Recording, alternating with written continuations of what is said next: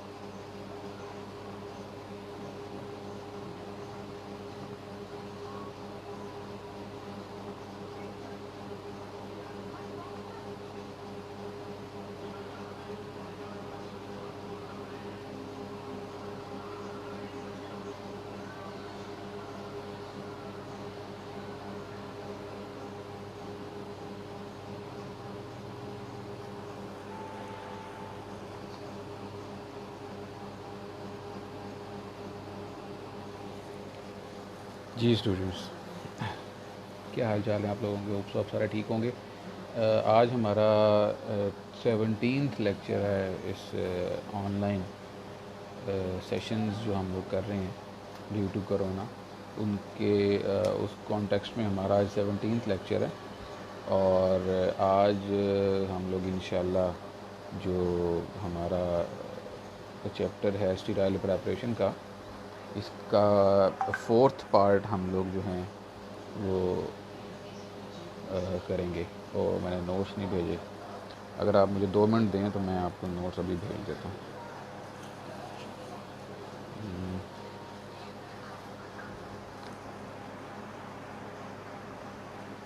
मेरे पास स्कैनर है, फ़ोन में स्कैनर है। हाँ हाँ, लेके आओ।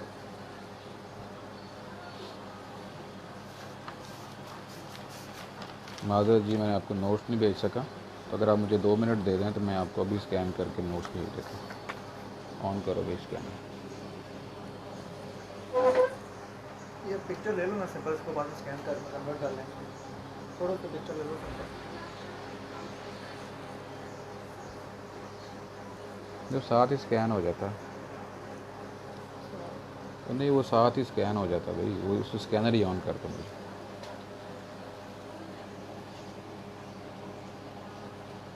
जी बस मैं अभी आपको डॉक्यूमेंट्स जो हैं वो तब तक अभी 28 स्टूडेंट ने ज्वाइन किया, तब तक आप लोग ज्वाइन कर लें सेशन को। मैं आपको अभी स्कैन करके तो डॉक्यूमेंट भेज देता हूँ।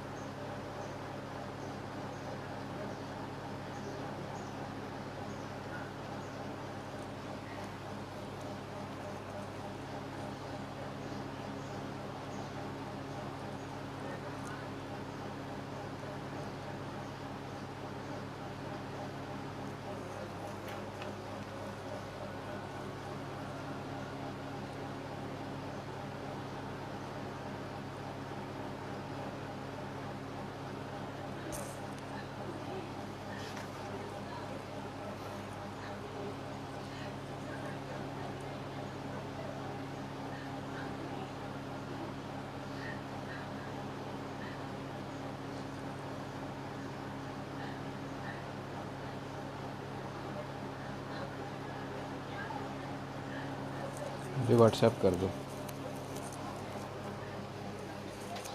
जी अभी मैं जहाँ तक आपको भेज रहा हूँ यहाँ तक हम आज पढ़ेंगे, तो लेक्चर के बाद मैं इंशाल्लाह ये पूरा डॉक्यूमेंट जो है वो आपको भेज देता हूँ करके।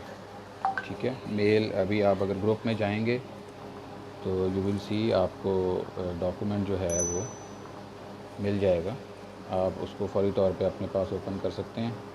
और अगेन बहुत माज़रत, मैं पहले मुझे याद नहीं रहा, मैं पहले नहीं आपको भेज सका।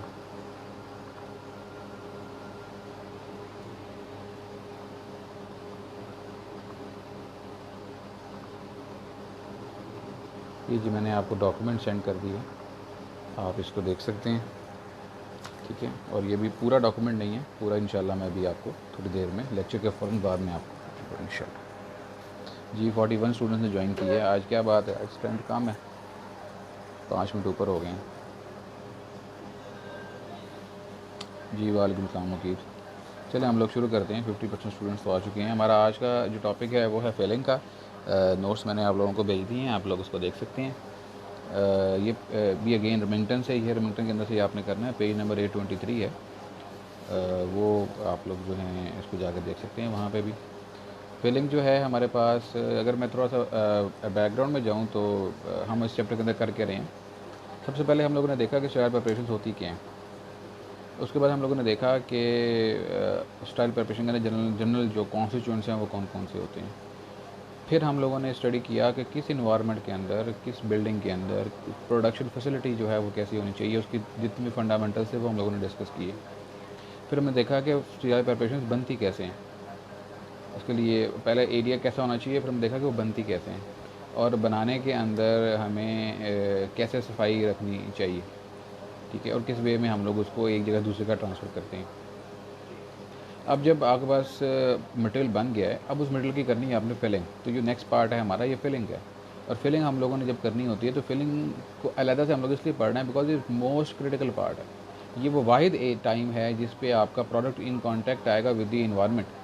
और हम बार बार कह रहे हैं कि हमने इन्वायरमेंट को स्टीराइल किया हुआ है, लेकिन उसको स्टीराइल रखना is a very difficult task. So इसलिए क्योंकि यहाँ पे आपका प्रोडक्ट जो है वो एक ऐसी फ़ेज़ में से गुजरेगा जहाँ पे चांसेस ऑफ कंटामिनेशन जो है वो बहुत ज़्यादा होते हैं। इसलिए इसको बहुत ही अच्छे तरीके से, बहुत ही ध्यान के साथ आपको फिलिंग का प्रोसेस जो है वो करना पड़ता है। इस वजह से हम लोग उसको अलग से पढ़ रहे हैं, ठीक है जी।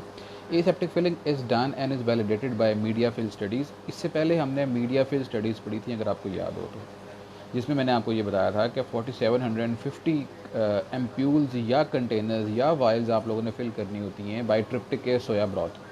अब ये ट्रिप्टिक सोया ब्रॉथ जो है इस केस में आपका प्रोडक्ट होता है, और ये बहुत एक हेल्पफुल मीडिया है, बहुत हैप्पी रहते हैं बैक्टीरिया इसमें और ग्रो करते हैं। तो आपने जब एरिया मेंटेन किया होता है तो आप ट्रिप्टिक सोया ब्रॉथ को अपने उस एरिया के अंदर उस प्रोसेस को करते हुए, जिस प्रोसेस से आपने नॉर्मली फिलिंग करनी है, आप ट्रिप्टिक सोया ब्रॉथ को फिल करते हैं। और फिल करने के बाद उसको 14 डेज़ के लिए स्टेरिलिटी पे लगाते हैं, उसकी स्टेरिलिटी लगाते हैं, उसको चेक करते हैं कि आया जो प्रोसेस आपने किया उस प्रोसेस के अंदर किसी किस्म की कोई एडल्ट्रेशन, किसी किस्म की कोई पायरोजन मिक्सिंग, किसी किस्म का कोई सेप्टिक काम तो नहीं हुआ।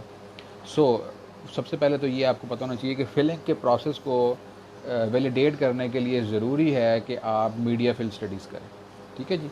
बल्कि इस transfer to individual container, sterile environment, equipment sterile, manipulation techniques of the operator जो है ये भी स्टीराइल होनी चाहिए।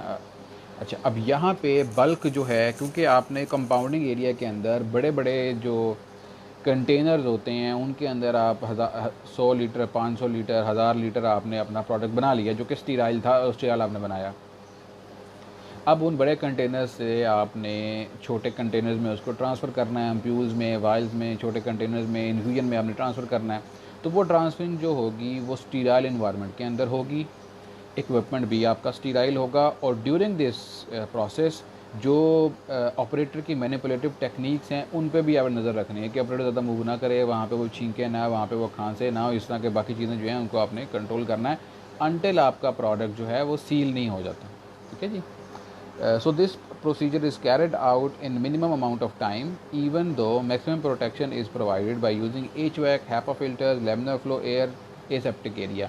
मिनिमम प्रोसेस टाइम स्पैन के अंदर इस प्रोसेस को पूरा करना होता है, और in the presence of HVAC, HEPA filters, laminar flow hood और एसेप्टिक एरिया की जो एयर होती है उसको सामने रखते हुए आप ये प्रोसेस सारा जो है वो करते हैं, इनको यूज़ करते हुए। Products compounded in sterile preparation, mostly the compounded products in the form of liquid. आपके पास स्टीराइल प्रोडक्ट्स आम तौर पर लिक्विड होते हैं। हाँ, कुछ केसेस में ये सॉलिड पाउडर भी होता है, मतलब पाउडर फॉर्म में भी होते हैं, लेकिन वो पाउडर फॉर रिकॉन्स्टिट्यूशन होता है और वाइल के अंदर वो आता है। लेकिन मेजॉरिटी केसेस में लिक्विड होते हैं जो कि सोल्यूशन हो सकते हैं, सस्पेंशन हो सकते हैं, इमल्शन हो सकते हैं, और for the case of solid वो पाउडर हो सकते हैं। लिक्विड को सब डिवाइड करना आसान है। Uniformly and introduce into container having narrow mouth then solids. Liquid जो है इनको डिवाइड करना इजी है और it can be easily incorporated into a bottle और container with a narrow tube with a narrow mouth. तो इसलिए एम्प्यूल के अंदर लिक्विड को डालना कदरे आसान होता है। वेयर एज हमारे पास mobile liquid are consider easier to transfer and subdivided than viscous and sticky liquids. अगर आपका लिक्विड लेस विस्कस है तो उसको ट्रांसफ़र करना ईजी है। अगर आपका लिक्विड विस्कस है मींस हमारे पास अभी प्रेपरेशन आप देखी होंगी जो प्रोपाइलिन ग्लाइकोल में ऑयल में बनती हैं तो वो थोड़ी सी विस्कस होती हैं, उनकी ट्रांसफरिंग थोड़ी सी जो है वो डिफ़िकल्ट होती है। Devices for filling container. Many devices are available for filling container with liquid. The size of the delivery tube will vary from 20 gauge hypodermic needle to a tube of half inch or more in diameter. तो ये gauges, और अगर आपको याद हो जब मैंने filling machine आपको पढ़ाई थी इंजेक्टेबल फिलिंग मशीन, तो वहाँ पे मैंने आपको 4 अदर नीडल्स दिखाई थी जो पाइप के साथ जुड़ी हुई थी, और मैंने आपको ये बताया था कि ये नीडल्स जो हैं ये एम्प्यूल के अंदर जाती हैं और एम्प्यूल को फिल करती हैं। और अगर आपको याद हो तो मैंने यूनिक सक बैक मैकेनिज़्म जो हमने सॉरी अभी आगे जाके आएगा, अभी यहाँ नहीं, वो हम आगे जाके देखेंगे, वो हमने आपने पहले पढ़ा था शायद वो ट्यूब के अंदर, तो वहाँ पे नहीं, ये चीज़ थोड़ी सी फ़र्क है, तो आगे जाके मैं आपको बताता हूँ कि इसका एक और मैकेनिज़्म क्या होता है। बहरहाल इन द मीन टाइम जो नीडल्स हैं जो फिलिंग करती हैं वो नीडल्स जो हैं वलीद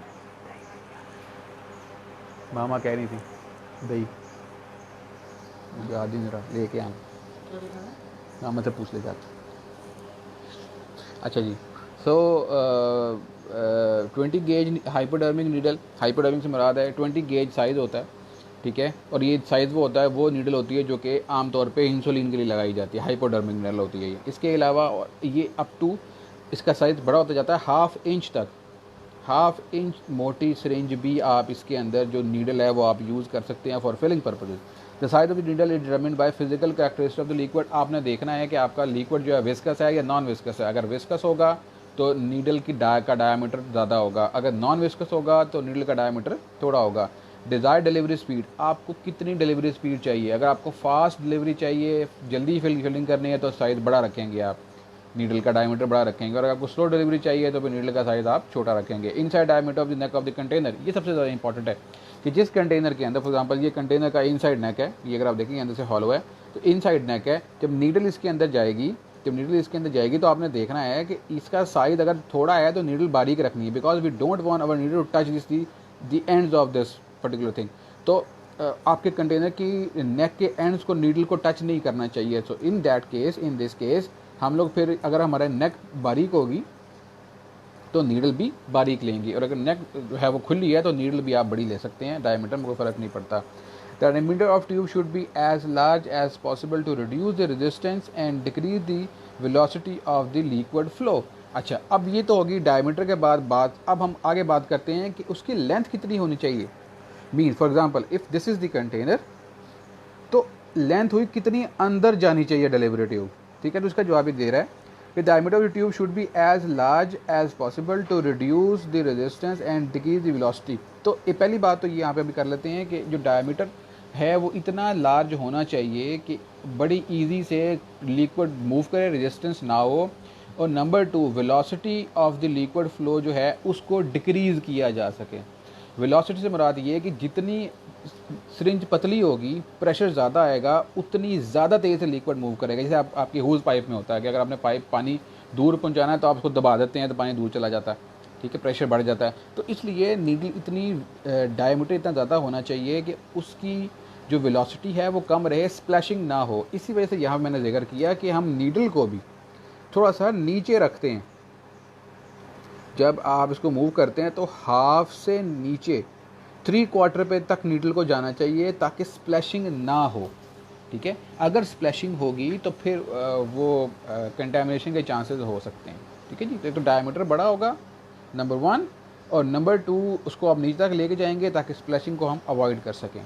अच्छा, filling of smaller volume of liquid, the delivery of smaller volume is usually obtained by stroke of a plunger of a syringe. अच्छा, अब ये बहुत इंपॉर्टेंट, आपने देखा होगा अक्सर जगह पे हमारे पास जो एम्प्यूल के अंदर लिक्विड होता है या प्रोडक्ट होता है वो 1 ml तक, एज लो एज़ 1 ml भी होता है, ठीक है। अब 1 ml को हाई स्पीड फिलिंग से फिल करना जो है वो कैसे पॉसिबल है।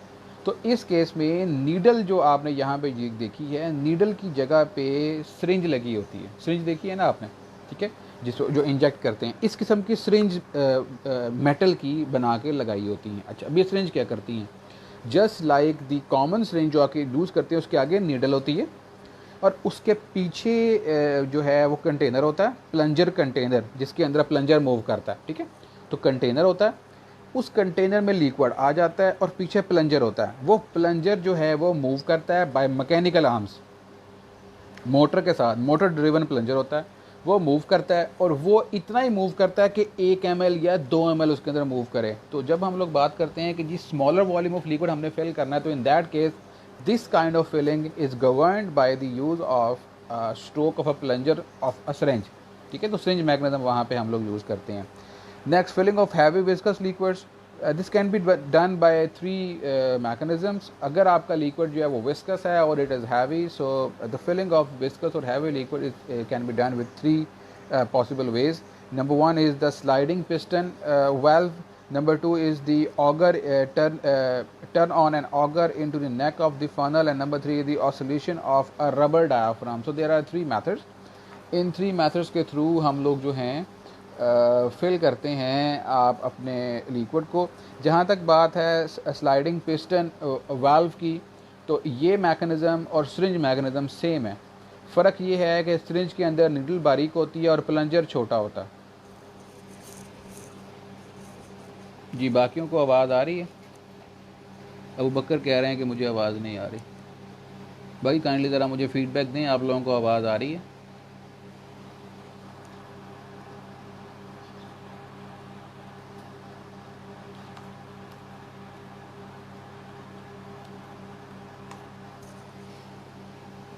जी स्टूडेंट्स, आवाज़ आ रही है आप लोगों को?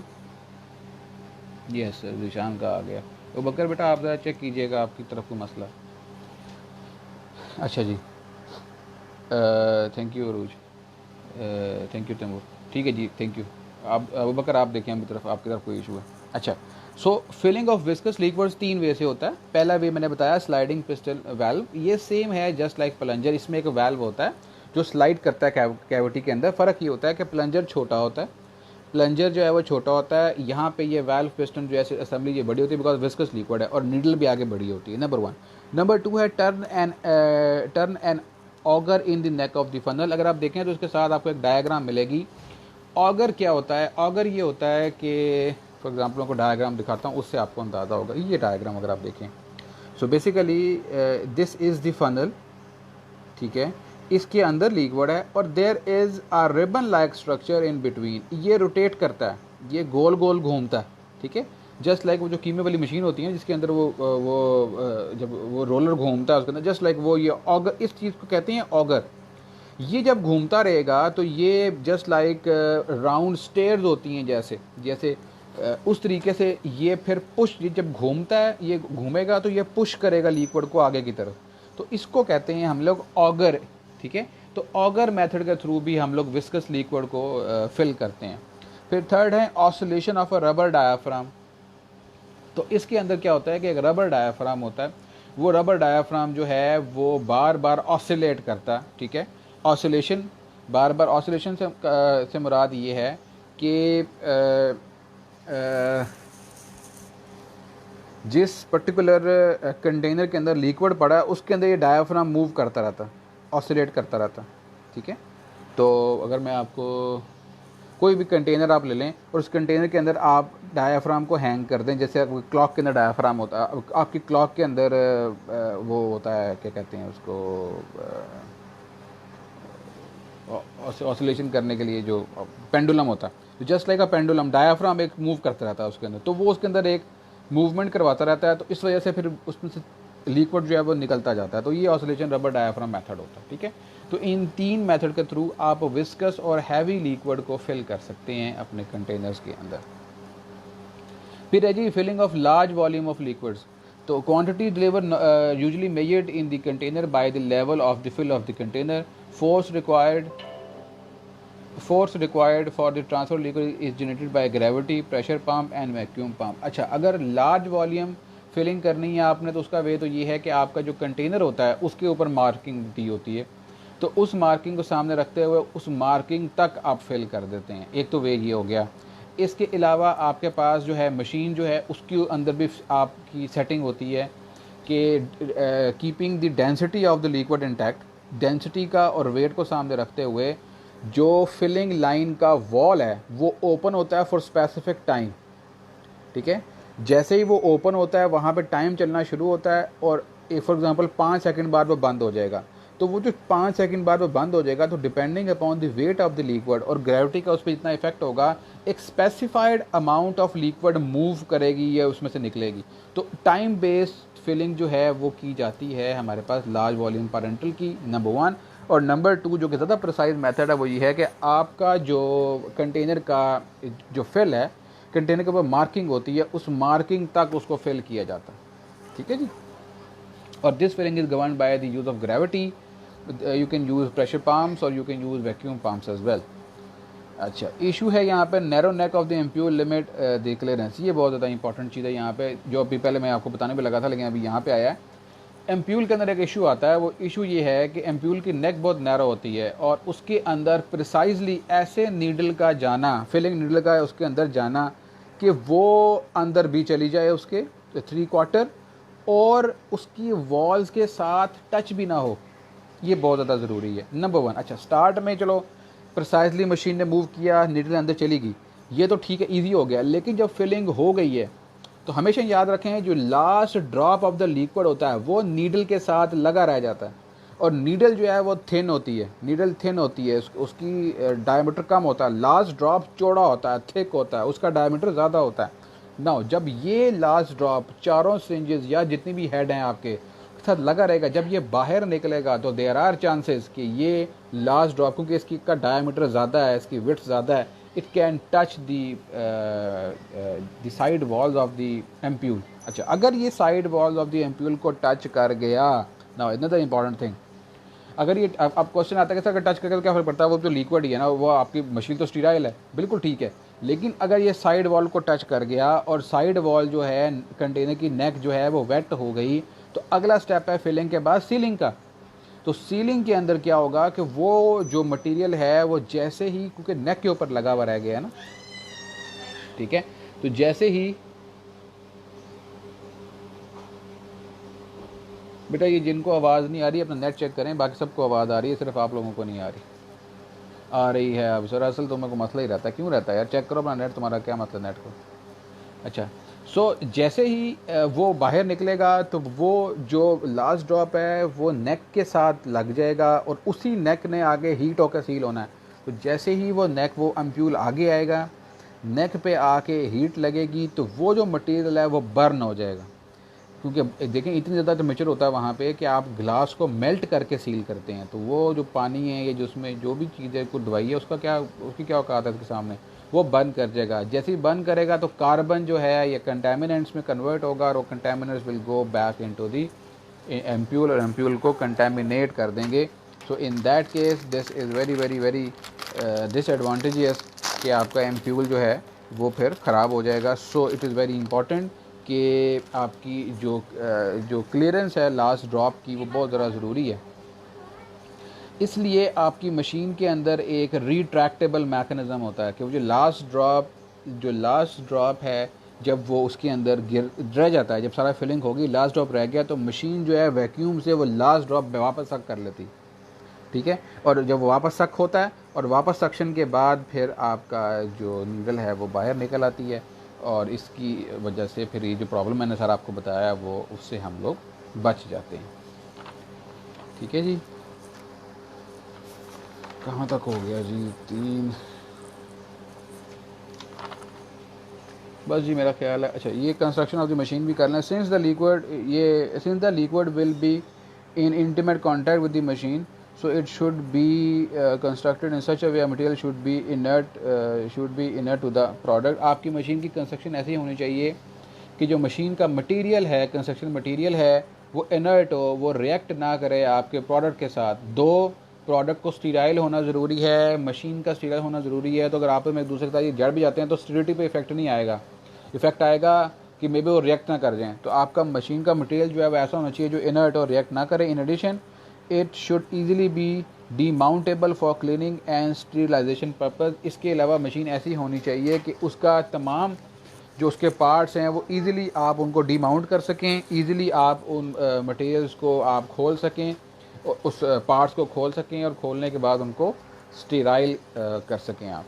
ठीक है जी, तो मेरा ख्याल है यहाँ तक आज हम करते हैं, और एक चीज़ रहेगी वो भी आप लोग कर लें।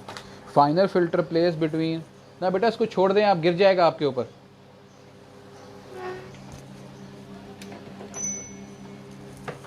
लास्ट फाइनल इसके हम करते हैं जी। Final filter place between filter and delivery tube because of the concern of the particular matter in injectable preparation. Final filter is place between the filter and the delivery tube. ये बहुत ज़रूरी है।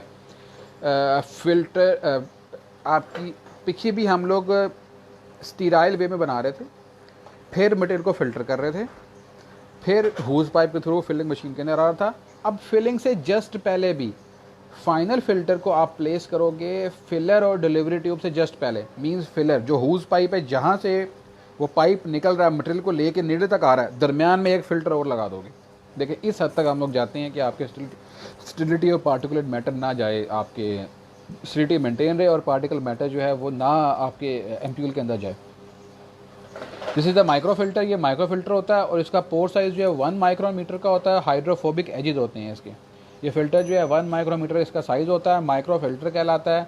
Hydrophobic इसके edges होते हैं ताकि ये rupture ना हो जब इसमें फिलिंग की जाए। This filter should eliminate all particular matter generated during the process. तो ये है कि जी हो सकता है कि हूज़ पाइप के अंदर कोई मैटर हो सकता है डिलीवरी ट्यूब के अंदर कोई मैटर हो सकता है इससे पहले मशीन के अंदर कोई पार्ट्स हों, तो वो उनको भी ये रिमूव कर देता है। Only particular matter found in the adequately clean container और picked up from exposure to the environment. ये वो मैटर होता है जो कि आपके एडिक्वेटली क्लीन कंटेनर के अंदर में भी फिर भी रह गया हो और ड्यूरिंग दी प्रोसेस उसने इन्वायरमेंट से ले लिया हो। तो इसको रिमूव करने के लिए हम एक फाइनल फ़िल्टर जो है उसको इंसर्ट करते हैं डिलीवरी ट्यूब और जहाँ से जो आपका डिलीवरी कंटेनर है उसके अंदर से फिलर के अंदर के दरमियान। ठीक है जी, तो यहाँ तक ये आपकी फिलिंग का पहला पार्ट जो है वो आपका कंप्लीट हो गया है। कोई क्वेश्चन है तो आप लोग मेरे से पूछ सकते हैं। ठीक है जी, जी किसी को कोई क्वेश्चन है तो मेरे से पूछ सकता है। और मीनवाइल उसामा इसको आपने कन्वर्ट करके तो भेज देना है उस पर यूट्यूब पे भी, और उमैर मेरा ख्याल मुझे कन्वर्ट करके भेजते होते हैं व्हाट्सएप पे, वो भी भेज देनी है। और मुझे लिंक इसका भेज दें साथ में यूट्यूब का, ताकि मैं इसको अपलोड कर सकूं इन दी CTS। इसके बाद ये चैप्टर जब आपका कंप्लीट हो जाएगा तो इसके बाद हम लोगों ने जो हमारा सस्पेंशन का रिमेनिंग था वो हम लोगों ने करना। ठीक है, और उसके बाद एक चैप्टर है हमारे पास इक्विपमेंट्स का, वो इंशाल्लाह हम लोग फिर देखेंगे स्लोली। वो आमतौर पे मैं असाइनमेंट्स में देता होता हूँ, लेकिन चलें अभी हमारे पास टाइम है तो हम फिर उसको देख लेंगे इंशाल्लाह। ठीक है जी, चलें अब ऐसे है कि आप लोग जो हैं इसको पढ़िएगा और कोई क्वेश्चन हो तो मेरे से आप लोग कर लीजिएगा। Thank you very much. अल्लाह हाफिज़। व्हाट्सएप अवेलेबल है, आप वहाँ पर मेरे से क्वेश्चन कर सकते हैं। Thank you. अल्लाह हाफिज़।